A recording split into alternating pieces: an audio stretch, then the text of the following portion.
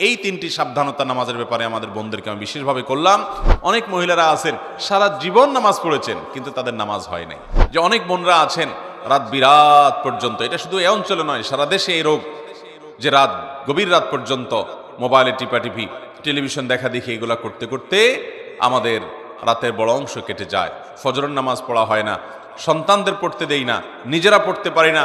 অনেকে 7টা 8টা বাজে 9টা বাজে ঘুম থেকে উঠেন। আমার বোনেরা আমার, আল্লাহ রাব্বুল আলামিনের কাছে এই নামাজগুলোর জন্য হিসাবদিহি করতে হবে। দুনিয়া চিরকাল থাকার জায়গা না বোনেরা আমার। এই সম্পদ, এই টাকা পয়সা, এগুলা কোলে নিয়ে, এগুলোকে আগলে নিয়ে, এগুলোকে বুকে জড়িয়ে নিয়ে আপনি সারা জীবন থাকতে পারবেন না। বিশ্বাস করুন, আল্লাহ রাব্বুল আলামিনের কাছে আমাদের সবাইকে যেতে হবে। ইন্না লিল্লাহ, নিশ্চয় আমরা সবাই আল্লাহর সৃষ্টি, ওয়া ইন্না ইলাইহি রাজিউন, আর আমাদের সবাইকে আল্লাহর কাছেই ফিরে যেতে হবে।